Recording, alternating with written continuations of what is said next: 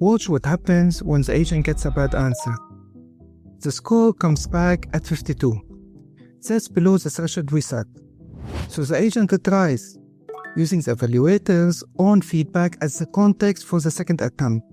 Second score, 62. Now it returns. The user never saw the bad answer. System caught it before it gets out. That's what we are building today.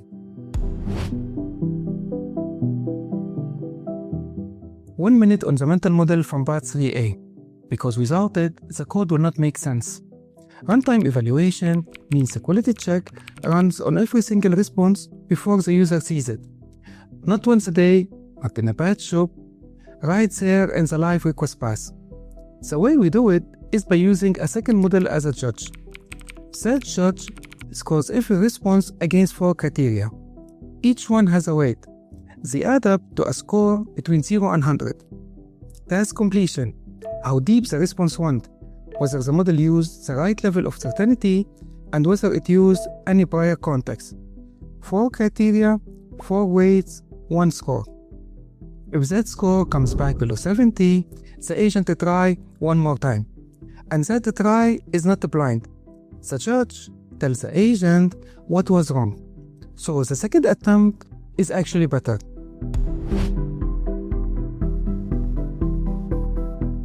Now we build it. Same code base as part 3a. One directory to care about today. The evaluator is a standalone module. It does not depend on skills or memory.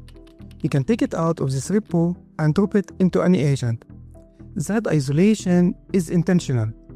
2 things to verify before we open the code. 0 entries, clean state, now open the evaluator.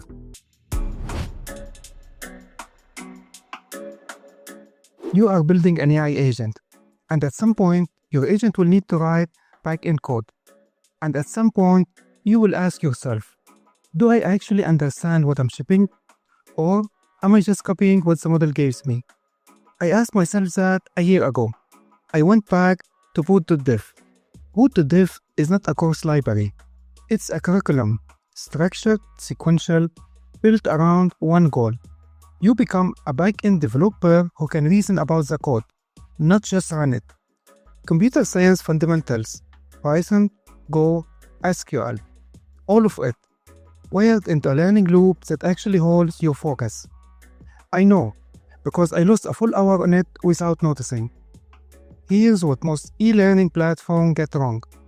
A video plays, you watch, you feel productive, but your hands never touch a compiler. Boot.dev fixes exactly that. Every concept runs in a live environment. No setup, no excuses.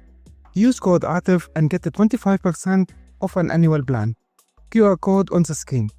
If you are serious about backend and your agent work depends on it, you have to start now.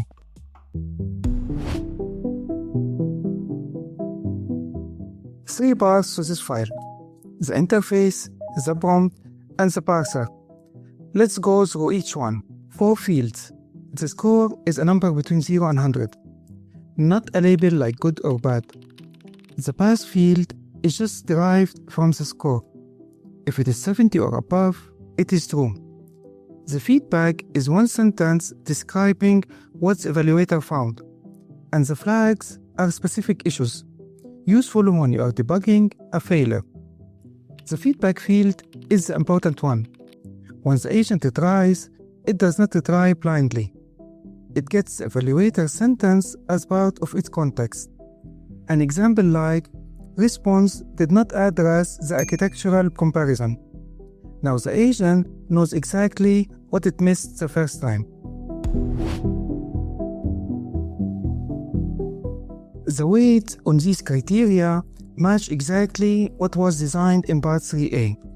Task completion gets the most weight at 40 points. Because if the response did not answer the question, nothing else matters. Depth is 30, certainty markers are 20, and using prior context is 10. The last line of the prompt is important. It tells the model to return only valid JSON. No introduction, no explanation, just the object. If the model adds even one sentence before the JSON, the parser will crash. That strict instruction is what makes this reliable. Notice what gets injected into the prompt: the original task, the skill that was used, and whether memory context was available. The judge is not evaluating in a vacuum.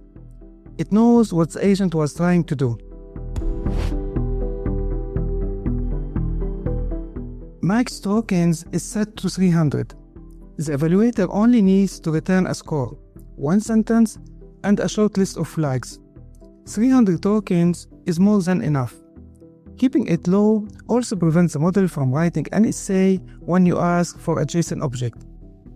The passed field is calculated here in code, not by the model. The model gives us the number. We decide what number means passing.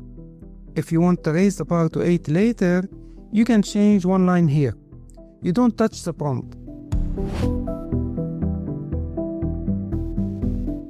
One thing worth noting here before we move on.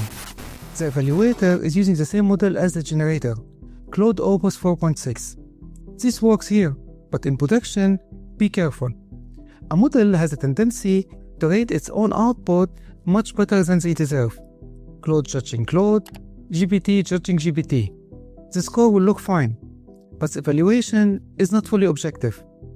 The fix is straightforward. Use different family model for the judge, or at least different capability tier. Opus judging Sonnet output, add enough distance, or a different provider adds even more.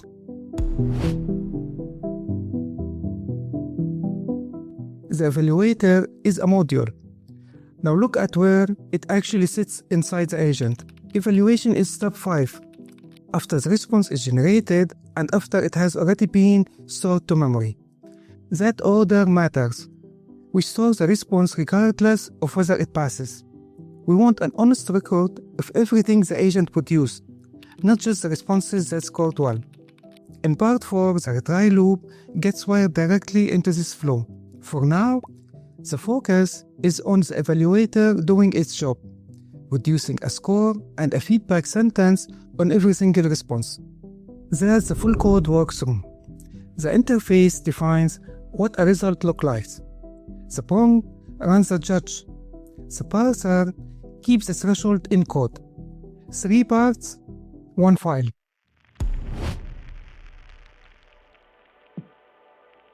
Look at those 2 lines. 0 memories found. This is the first time we have asked this question. And the skill selected is research_quick, which is exactly right for a straightforward status query. Score come back at 72, above the threshold. It passes. The user would have seen that response.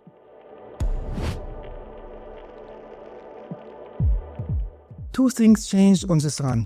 First, the agent found a memory. Before it generated a single word, it already had context from the first session. That's the memory layer doing its job.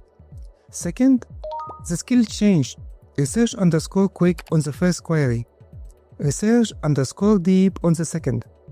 The agent read the word compare and routed differently. Same agent, different task, different approach, and the score went from 72 to 78. That's not a coincidence. The memory gave the agent better context to work with. The evaluator measures the difference.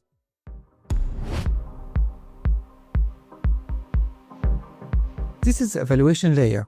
One file run after every response before anything reaches the user. Evaluator.ts file is in the repo. Link is below. You can take it out and drop it into your agent today. The only 2 things it needs are a response and a task, and it will give you back a score and a feedback sentence. Part 3a and Part 3b closed the evaluation chapter. Part 4 is the finale.